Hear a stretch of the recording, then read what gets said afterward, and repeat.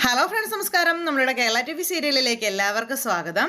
അങ്ങനത്തെ നമ്മുടെ സുമിത്ര രണ്ടും കൽപ്പിച്ച് തന്നെ മുന്നോട്ട് പോകാൻ തീരുമാനിച്ചിരിക്കുന്നു. വേറൊന്നുമല്ല, ഈ കള്ളക്കളി, അതായത് രഞ്ജിതയുടെ കള്ളക്കളി പൊളിച്ചേ മതിയാകൂ എന്നുള്ളൊരിതിൽ തൻ്റെ ഭർത്താവിൻ്റെ സ്വത്തുക്കൾ മുഴുവൻ മകൾക്ക് പോലും കൊടുക്കാതെ അത് രഞ്ജിതയ്ക്ക് എഴുതി കൊടുത്തു എന്നുള്ളത് പണ്ട് തൊട്ടേ നമ്മുടെ സുമിത്രയ്ക്കുള്ള ഒരു സംശയമായിരുന്നു. അതൊരിക്കലും ഒരു സത്യമായ കാര്യമല്ലെന്ന്.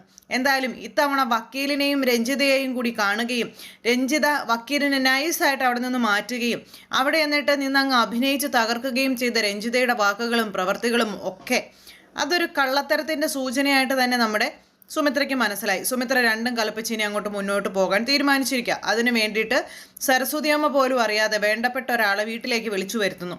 വന്ന പെണ്ണ് ആരാണെന്നും പെണ്ണിൻ്റെ ഉദ്ദേശം എന്താണെന്ന് അറിയാനൊക്കെ ആയിട്ട് സരസ്വതി അമ്മ മാക്സിമം ഒന്ന് പയറ്റി നോക്കി. പക്ഷേ സരസ്വതി അമ്മയെ വിറ്റ കാശ് ആ വന്ന പെൺകുട്ടിയുടെ കയ്യിലുണ്ടായിരുന്നു. അതുകൊണ്ട് തന്നെ സരസ്വതി അമ്മയ്ക്ക് അതിൻ്റെ നാവിൽ നിന്ന് രഹസ്യങ്ങളൊന്നും കിട്ടാനായിട്ട് പറ്റിയില്ല. സരസ്വതി അമ്മ വന്നിട്ട് ചാഞ്ഞും ചെരിഞ്ഞും ഒക്കെ കിടന്ന് നോക്കുന്നു, അതുപോലെ തന്നെ ശ്രമിക്കുന്നു. പക്ഷേ സരസ്വതി അമ്മയെ അവിടെ നിന്ന് ഓടിച്ചു നമ്മുടെ സുമിത്ര. ഇതെല്ലാം കഴിഞ്ഞതിന് ശേഷം സുമിത്രയുടെ കയ്യിലുണ്ടായിരുന്ന കുറച്ച് കാര്യങ്ങൾ, ഡോക്യുമെൻസും തെളിവുകളും കാര്യങ്ങളും ഒക്കെ സുമിത്ര ആ പെൺകുട്ടിയുടെ കൈകളിലേക്ക് കൊടുത്തിട്ട് ആ പെൺകുട്ടിയുമായിട്ട് സംസാരിക്കുക. അപ്പോൾ രഞ്ജിത എന്ന് പറയുന്നവൾ പൂർണ്ണമായും കള്ളത്തരത്തിൻ്റെ കൂടാണെന്നും അതുപോലെ തന്നെ അവൾ എല്ലാം കള്ളത്തരത്തിലൂടെ സ്വന്തമാക്കിയതാണെന്നുള്ള കാര്യം സുമിത്ര ഇങ്ങനെ പറയാം.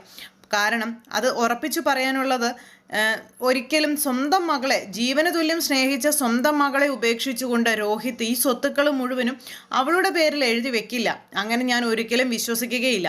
അങ്ങനെ ചെയ്യാൻ മാത്രം അവർ തമ്മിലുള്ള ഒരു അടുപ്പമൊന്നും നല്ലതായിരുന്നില്ലെന്നുള്ള കാര്യങ്ങളൊക്കെ സുമിത്ര പെൺകുട്ടിയോട് പറയുന്നു. അതുകൊണ്ട് തന്നെ അതിനകത്ത് ചതിയുടെയും വഞ്ചനയുടെയും കാര്യങ്ങളൊക്കെ ഉണ്ട്.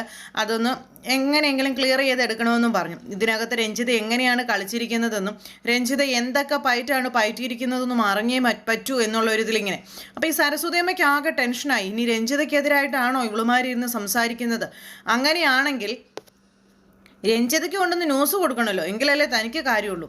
അപ്പോൾ ഇവർ തമ്മിലുള്ള സംസാരം എങ്ങനെ കേൾക്കാൻ കഴിയും എന്നുള്ളൊരിതിലിരിക്കുക. പക്ഷേ സുമിത്ര അങ്ങോട്ടേക്ക് അടുപ്പിച്ചിട്ട് വേണ്ടേ പുള്ളിക്കാരിക്ക് അത് കേൾക്കാനായിട്ട്. എന്തായാലും നമ്മുടെ സുമിത്ര ആ വന്ന പെൺകുട്ടിയുമായി സംസാരിച്ച് എല്ലാ കാര്യങ്ങൾക്കും ഒരു തീരുമാനം ഉണ്ടാക്കി. രഞ്ജിത എന്ന് പറയുന്ന നുണച്ചി അല്ലെങ്കിൽ കള്ളി, ചതിയത്തി എന്തൊക്കെയാണ് ചെയ്തു വെച്ചിരിക്കുന്നത്, എങ്ങനെയാണ് രോഹിത്തിൻ്റെ സ്വത്തുക്കളെല്ലാം രഞ്ജിതയുടെ കൈകളിൽ വന്നത് എന്നൊക്കെയുള്ള ആ ഒരു അന്വേഷണം തന്നെ നടത്തണം എന്നുള്ള കാര്യം പറഞ്ഞ് ഏൽപ്പിച്ചു. രണ്ട് കൈയും നീട്ടി ആ വന്ന പെൺകുട്ടി ഈ ഒരു കാര്യം സ്വീകരിക്കുകയും ചെയ്തു. അങ്ങനെ അവരങ്ങോട്ട് പോയി. ഈ സമയത്ത് നമ്മുടെ പങ്കജ് എന്ന് പറയുന്ന മകൻ എത്രയോ വലിയവനാണ്. സ്വന്തം അമ്മയുടെ സ്വർണ്ണവാച്ച് അടിച്ചു മാറ്റി ഇതേ കൊണ്ടുവന്ന് നമ്മുടെ പൂജയ്ക്ക് കൊടുത്തിരിക്കുന്നു, പൂജയെ വശീകരിച്ചു വെക്കാനായിട്ട്. പക്ഷേ പൂജയുടെ അടുത്ത് ഒരു വശീകരണം നടക്കില്ലെന്ന് പങ്കജിന് അറിയില്ലല്ലോ. പക്ഷേ പങ്കജ് ഉദ്ദേശിക്കുന്നത് വേറൊന്നുമല്ല, പൂജയെയും അപ്പുവിനെയും തമ്മിൽ തല്ലിക്കുക, തമ്മിൽ തെറ്റിക്കുക. ഇതാണ് ആശാൻ്റെ ഉദ്ദേശം. അത് വളരെ ഭംഗിയായിട്ട് നീറ്റായിട്ട് ഇതുവരെ പുള്ളിക്കാരന് ചെയ്യാനായിട്ട് സാധിച്ചു എന്നുള്ളതാണ്. സുമിത്ര അങ്ങനെ രഞ്ജിതയുടെ കള്ളക്കളികൾ പൊളിക്കാനുള്ള പരിശ്രമങ്ങളും കാര്യങ്ങളും ഒക്കെ അവിടെ നടത്തുന്ന സാഹചര്യത്തിൽ ഓഫീസിലെത്തിയ നമ്മുടെ പൂജയ്ക്ക് ആ ഒരു വലിയ ഗിഫ്റ്റ് ഈ പങ്കജ് സമ്മാനമായി കൊടുത്തു. എന്നിട്ട് സെൽഫി എടുപ്പിക്കുക. അപ്പോൾ ഗിഫ്റ്റ് കാണിക്കാതെ നിന്നപ്പോൾ ഗിഫ്റ്റ് കാണിച്ച് നിൽക്കണമെന്നും പറഞ്ഞ് പൂജയെ നിർബന്ധിച്ച് സെൽഫി എടുപ്പിക്കുക. അങ്ങനെ സെൽഫി എടുത്തു കഴിഞ്ഞപ്പോൾ ഇത്രയോ കാര്യമുള്ളൂ. ഇതിന് വേണ്ടിയാണോ പൂജ താൻ ഇതുപോലെ എന്നോട് ഇങ്ങനെ അകലം കാണിക്കുന്നത് അല്ലെങ്കിൽ ടെൻഷൻ അടിക്കുന്നത്? അതിനെന്താ പ്രശ്നം? ഞാനിനി എന്തെങ്കിലും ചെയ്യുമെന്ന് ഓർത്തിട്ടാണോ? അതൊന്നും ഓർത്ത് താൻ ടെൻഷൻ ആവേണ്ടെന്നൊക്കെ പറഞ്ഞുകൊണ്ട് പങ്കജ് ഇങ്ങനെ പൂജയുടെ മുന്നിൽ നല്ലവനാകുന്നു. അങ്ങനെ ഇവർ തമ്മിലുള്ള സംസാരം അത് കഴിഞ്ഞു. ഇത് കഴിഞ്ഞ പുറകെ ഉണ്ടല്ലോ പൂജ അങ്ങോട്ടേക്ക് പോയി. പാവം പൂജയ്ക്ക് ഇതൊന്നും അറിയില്ലല്ലോ. ഈ പങ്കജ് എന്ത് ചെയ്തു? ആ ഫോട്ടോ എടുത്ത് അപ്പോൾ തന്നെ അപ്പുവിന് അയച്ചു കൊടുത്തപ്പോൾ അപ്പു ആ ഫോട്ടോ കണ്ടു. അപ്പോൾ അത് കണ്ടതും തകർന്നു പോയി. കാരണം പൂജ പറയുന്നതൊന്ന്, പ്രവർത്തിക്കുന്നത് വേറൊന്ന്. അപ്പോൾ ഈ പങ്കജ് പറയുന്നത് തന്നെയാണ് സത്യമെന്നും പൂജ പറയുന്നതെല്ലാം കള്ളത്തരമാണെന്നും ഉള്ള കാര്യങ്ങളെല്ലാം വളരെ വ്യക്തമായിട്ട് നമ്മുടെ അപ്പുവിന് മനസ്സിലായി.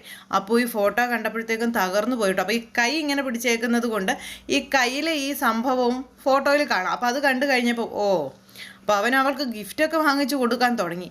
അവൻ്റെ വലിയ വലിയ ഗിഫ്റ്റുകൾക്ക് മുന്നിൽ എൻ്റെ ഗിഫ്റ്റുകൾക്ക് എങ്ങനെ വിലയുണ്ടാകാനാണെന്നൊക്കെ അവിടെ നിന്ന് ഇങ്ങനെ നമ്മുടെ അപ്പു വിചാരിക്കുക. അപ്പുവിന് ഭയങ്കര വിഷമമായിട്ടോ, ശരിക്കും വിഷമമായി. കാരണം ജീവന തുല്യം സ്നേഹിച്ച പെണ്ണ് വേറൊരാളോട് ഗിഫ്റ്റ് മേടിക്കുന്നു, അല്ലെങ്കിൽ അയാളുടെ കൂടെ നിന്ന് ഫോട്ടോ എടുക്കുന്നു. ഇതൊക്കെ സംബന്ധിച്ച് സഹിക്കാൻ പറ്റുന്ന കാര്യങ്ങളാണോ? അല്ല. നമ്മുടെ അപ്പു ഇങ്ങനെ ആകെ തകർന്നു നിൽക്കുക പൂജയുടെ കാര്യത്തിൽ. അങ്ങനെ ഈ ഒരു സംഭവം കഴിഞ്ഞ് ഇനി പൂജ തൻ്റെ ജീവിതത്തിൽ വേണോ വേണ്ടയോ എന്നുള്ളൊരു ഇതായിട്ട് ഇങ്ങനെ നമ്മുടെ അപ്പു നിൽക്കുന്നു. അപ്പു ആ ആലോചനയും കാര്യങ്ങളുമായിട്ട് പെരുവഴിയിൽ നിൽക്കുന്ന സമയത്ത് ഇവിടെ നമ്മുടെ രഞ്ജിത റെഡിയായതിനു ശേഷം കയ്യിൽ കെട്ടാൻ വാച്ച് തപ്പിക്കഴിഞ്ഞപ്പോൾ വാച്ചില്ല. ആ വീട് മുഴുവൻ അരിച്ചു പറക്കി. അവിടെ നോക്കി ഇവിടെ നോക്കി എല്ലായിടത്തും നോക്കി, എവിടെയും ഇല്ല. അങ്ങനെ വന്നു കഴിഞ്ഞപ്പോൾ ഇത് എവിടെ പോയി എന്നറിയത്തില്ല. അപ്പോഴും അരവിന്ദിനെയാണ് സംശയിക്കുന്നത്. ഇനി അരവിന്ദ് എങ്ങാനും എടുത്തുകൊണ്ട് പോയോ എന്നുള്ളൊരിതിലാണ് പുള്ളിക്കാരി സംശയിക്കുന്നത്. എന്തായാലും സംശയമൊക്കെ കുറച്ച് കഴിഞ്ഞപ്പോഴത്തേക്ക് എന്തായാലും അയാൾ വരുമ്പോൾ ചോദിക്കാം എന്നുള്ളൊരു മൈൻഡിൽ ഇങ്ങനെ നിൽക്കുന്നു. ആ സമയത്താണ് ഈ പങ്കജും അതുപോലെ തന്നെ പൂജയും കൂടെ കയറി വരുന്നത്. അപ്പോൾ കയറി വന്നു. പൂജയെ കണ്ടു കഴിഞ്ഞപ്പോഴത്തേക്ക് രഞ്ജിതയ്ക്ക് ഭയങ്കര ദേഷ്യവും കാര്യങ്ങളൊക്കെ. രഞ്ജിത ഇങ്ങനെ ഭയങ്കര കലിപ്പിൽ നിൽക്കും. അപ്പോൾ വാച്ച് കാണാതെ പോയതിൻ്റെ ഒരു കലിപ്പും ഉണ്ട്. അങ്ങനെ കലിപ്പിച്ച് നിൽക്കുന്ന സമയത്താണ് ഈ ഒരു ഫയൽ, അതായത് നീ എന്തിനടി വന്നതെന്ന് ചോദിച്ചു. അപ്പം ഞാൻ ഈ ഫയൽ തരാൻ വന്നതാണെന്ന് പറഞ്ഞു. അങ്ങനെ ആ ഫയൽ രഞ്ജിതയുടെ കൈകളിലേക്ക് പൂജ വെച്ച് കൊടുക്കുമ്പോൾ പൂജയുടെ കയ്യിൽ കിടക്കുന്നു രഞ്ജിതയുടെ വാച്ച്. ഇത് കണ്ടു കഴിഞ്ഞപ്പോൾ രഞ്ജിത ഇങ്ങനെ വാച്ചിലേക്ക് നോക്കും, പൂജയെ നോക്കും, പങ്കജിനെ നോക്കും. ഇങ്ങനെ മാറി മാറി 3 എണ്ണത്തിലേക്ക് നോക്കുക. ആ സമയത്താണ് അയ്യോ അമ്മയുടെ വാച്ചാണല്ലോ, പെട്ടല്ലോ എന്ന് പങ്കജിന് മനസ്സിലാകുന്നു. പങ്കജ് എന്നിട്ട് തടിയൊക്കെ ചൊറിഞ്ഞ് ഇങ്ങനെ ഈശ്വരാ പെട്ടു എന്നും പറഞ്ഞുകൊണ്ട് ഇങ്ങനെ അവിടെ നിൽക്കുക. ഈ സമയത്ത് നിനക്കിത് എവിടെ നിന്ന് കിട്ടിയടിയെന്ന് ചോദിച്ചു.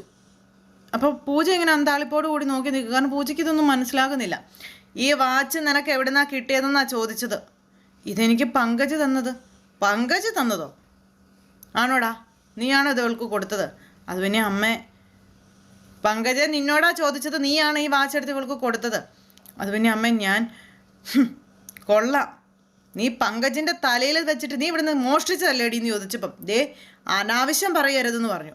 നിങ്ങളുടെ മകനാണ് എനിക്കിത് ഗിഫ്റ്റായിട്ട് തന്നതെന്നും അല്ലാതെ എനിക്ക് നിങ്ങളുടെ വീട്ടിൽ കയറി മോഷ്ടിക്കേണ്ട കാര്യമൊന്നുമില്ല, മോഷ്ടിച്ചിട്ടുള്ള സ്വഭാവമൊക്കെ നിങ്ങൾക്കല്ലേ എന്ന് നമ്മുടെ പൂജ അങ്ങ് പറഞ്ഞു. എന്താടി നീ പറഞ്ഞത് എന്നും പറഞ്ഞുകൊണ്ട് തല്ലാനിങ്ങനെ കൈ ഒങ്ങുമ്പോൾ പങ്കജ് പറഞ്ഞു അമ്മേ ഞാനാണ് അത് കൊടുത്തതെന്ന് പറഞ്ഞു. പങ്കജേ, അതെ അമ്മേ, നമ്മുടെ കമ്പനിക്ക് വേണ്ടി ഇത്രത്തോളമൊക്കെ കഷ്ടപ്പെടുകയും അതുപോലെ വർക്ക് ചെയ്യുകയും ചെയ്യുന്ന ആളല്ലേ പൂജ. അപ്പോൾ പൂജയ്ക്ക് ഒരു ഗിഫ്റ്റ് കൊടുക്കണമെന്ന് എനിക്ക് തോന്നി, അതുകൊണ്ട് ഞാനാണ് പൂജയ്ക്ക് അത് കൊടുത്തത്. അമ്മ ഇനി അത് തിരിച്ച് ചോദിക്കരുത്, അമ്മ ഇനി അത് തിരിച്ച് വാങ്ങിക്കരുതെന്ന് പറഞ്ഞു. അല്ലെങ്കിലും ഇവളുടെ കയ്യിൽ കെട്ടിയത് ഞാൻ തോട്ടിലെറിഞ്ഞാൽ പോലും എൻ്റെ ദേഹത്ത് പോലും ഞാൻ തൊടിയിക്കില്ലെന്നും പറഞ്ഞുകൊണ്ട് രഞ്ജിത വലിയ ഷോ ഇറക്കുക. അപ്പോൾ അത് കേട്ട് കഴിഞ്ഞപ്പോൾ എന്നും പറഞ്ഞുകൊണ്ട് പൂജ ഒരു ചിരിയും ചിരിച്ചേ. കാരണം പൂജയുടെ മുതൽ മുഴുവൻ കൈയടക്കി വെച്ചിട്ട് അതിൽ നിന്ന് വാങ്ങിച്ച സ്വർണ്ണവാച്ച് പൂജയുടെ കയ്യിൽ കെട്ടിക്കഴിഞ്ഞപ്പം അത് തൊടാൻ അറപ്പ്. അങ്ങനെ ആ ഒരു ഇതിൽ നമ്മുടെ രഞ്ജിത നിന്ന് വലിയ ആളായിക്കൊണ്ടിരിക്കുക. അപ്പോൾ ആ ഒരു സംഭവം അതൊരു വലിയ വിഷയമാക്കി രഞ്ജിത. മേലിൽ ഈ വീടിനകത്ത് കടന്നു പോയേക്കരുത്, അതാണ് ഇതാണ് അങ്ങനെയാണ് ഇങ്ങനെയാണെന്നൊക്കെ പറഞ്ഞു. എന്നിട്ട് പൂജ അവിടെ നിന്ന് അങ്ങോട്ടേക്ക് പോയി. പൂജ എന്നിട്ട് ആ വാച്ച് ഊരി പങ്കജിൻ്റെ കയ്യിലേക്ക് തന്നെ കൊടുത്തിട്ടാണ് പോകുന്നത്. അങ്ങനെ പോയി കഴിഞ്ഞപ്പോൾ നീ എന്ത് ഭാവിച്ചാടായി കാണിച്ചു കൂട്ടുന്നതെന്ന് അമ്മ മകനോട് ചോദിച്ചു. അമ്മ എനിക്ക് പറയാനൊരു അവസരം തരാൻ പറഞ്ഞപ്പോൾ വേണ്ട, ഇത്രയും ദിവസം നീ പറഞ്ഞ കാര്യങ്ങളെല്ലാം ഞാൻ കേട്ടു, പക്ഷേ ഇത് ഇച്ചിരി കടന്നുപോയി. ഇതൊരിക്കലും എനിക്ക് സഹിക്കാനോ ക്ഷമിച്ചു തരാനോ കഴിയുന്ന കാര്യമല്ല. വന്ന് നീ അമ്മയുടെ സ്വന്തം മുതൽ മോഷ്ടിച്ച് നീ അവൾക്ക് കൊടുക്കാൻ തുടങ്ങിയല്ലേ? ഈ കണക്കിന് എങ്ങനെയാണ് നിന്നെ വിശ്വസിച്ച് പലതും ഞാൻ ഏൽപ്പിക്കുന്നതെന്നൊക്കെ അമ്മ മകനോട് ചോദിച്ചപ്പോൾ അമ്മയോട് ഞാൻ പറഞ്ഞില്ലേ, എൻ്റെ മുന്നിലൊരു ലക്ഷ്യമുണ്ട്, ആ ലക്ഷ്യം പൂർത്തീകരിക്കാൻ വേണ്ടി ഞാൻ ഏതറ്റം വരെയും പോകും. അതിനിപ്പോൾ എന്ത് നഷ്ടപ്പെടുത്തേണ്ടി വന്നിട്ടാണെങ്കിലും ഞാൻ അതിന് ചെയ്യും അമ്മയെന്നൊക്കെ പറഞ്ഞു മകൻ. അമ്മ അതിന് എന്നെ ഒന്നും പറയണ്ട, പറഞ്ഞിട്ട് കാര്യമില്ലെന്നും പറഞ്ഞ് മകനകത്തേക്ക് കയറിപ്പോയി. മകൻ്റെ ഈ ഒരു വീറും വാശിയൊക്കെ കണ്ട അമ്മ ഇങ്ങനെ സായൂജ്യം അടഞ്ഞു നിൽക്കുക. ഇവനെ വിശ്വസിച്ചാൽ പിച്ചച്ചട്ടെടുക്കാൻ അധികം താമസം വേണ്ടി വരില്ല എന്നുള്ളൊരിതിൽ. അങ്ങനെ രോഹിത്തിൻ്റെ സ്വത്തുക്കൾ മുഴുവൻ കൈയടക്കി വെച്ചിരിക്കുന്ന രഞ്ജിതയ്ക്ക് ഒരടാറ് പണിയുമായിട്ട് നമ്മുടെ സുമിത്ര അടിയിൽ കൂടെ പാലം വലിക്കുമ്പോൾ ഒന്നും അറിയാതെ രഞ്ജിത അങ്ങ് അഹങ്കരിച്ച് അഹങ്കാരത്തിൻ്റെ കൊടുമുടി താണ്ടി ഇങ്ങനെ നിൽക്കുന്നു.